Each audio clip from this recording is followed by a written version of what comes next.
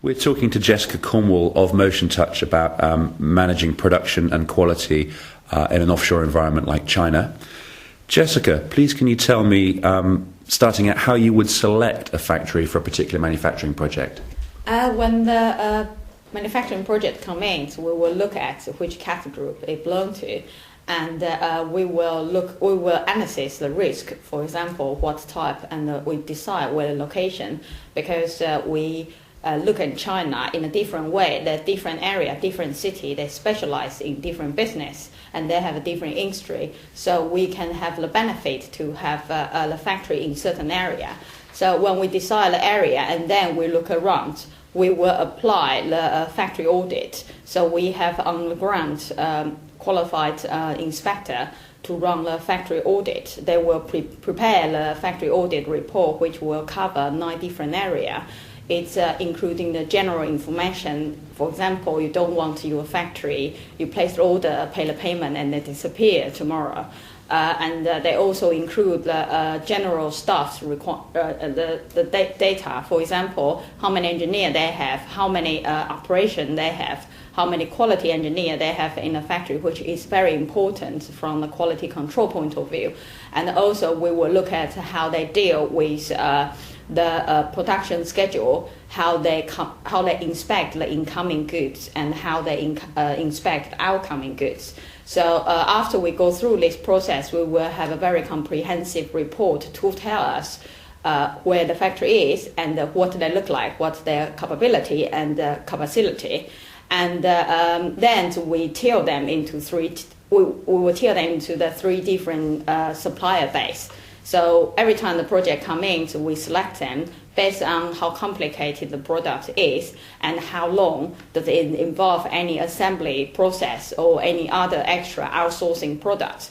And then we select from the factory we have already audited before. What you've described there is a process where you get a very good understanding of the factory's capabilities, the staff, the skills, the quality, by going in and in detail measuring and meeting people, looking at the processes they've got in place, and then tiering those factories so that you have an availability to meet every product requirement or every project requirement as it happens.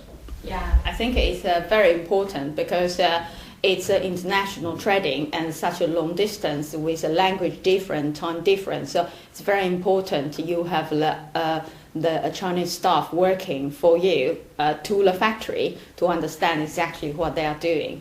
Once you've got a factory that you've selected and you're running a manufacturing project, how do you manage quality during the production in that offshore environment?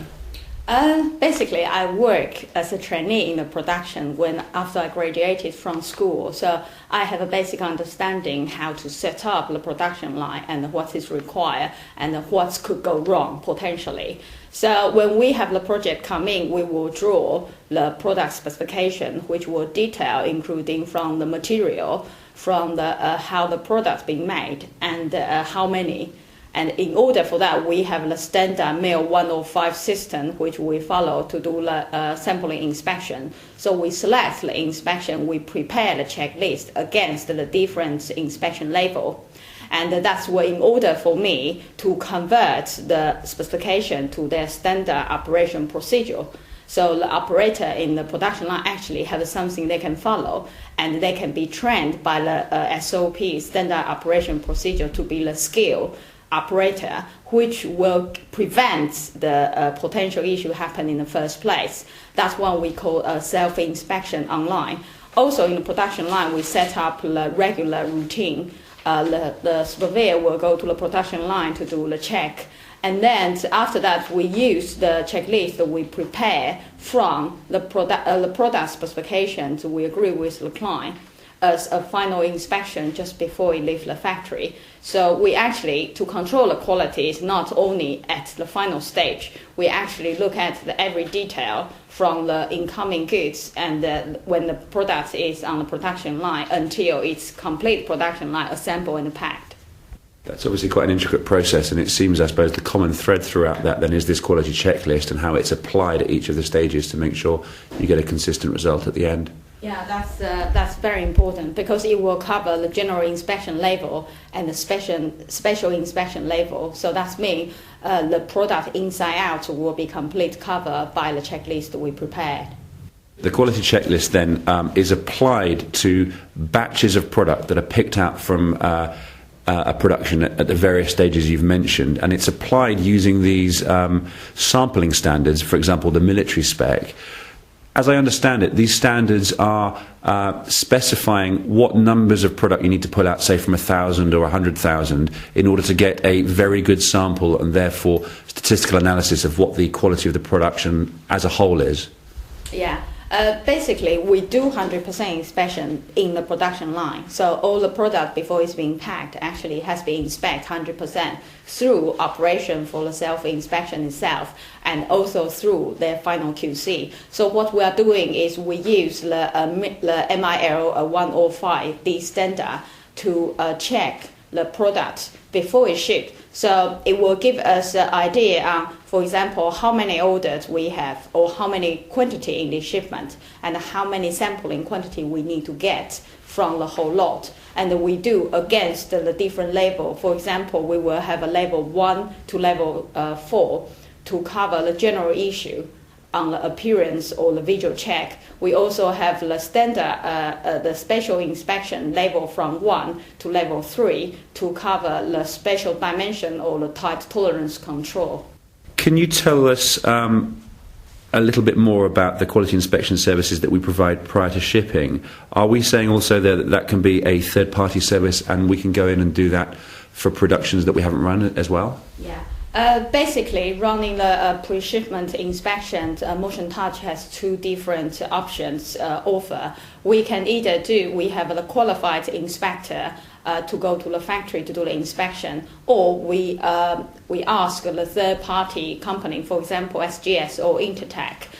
It's a global international company. They have their inspector to go to the factory. It all depends on where the factory is and what their specialty is. So they will use our checklist as a check basic, and then they check it against to the products we are going to ship.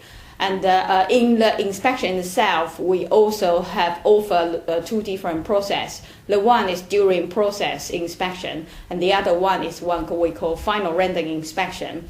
Some of the products, because of the complexity, so it requires more assembly. It's not only just the injection or stamping process. So we normally do is after the first process being finished, before it go to the second workshop, we will do the during process inspection to make sure we reduce the failure rate between them, and we will have the more satisfactory products in the end.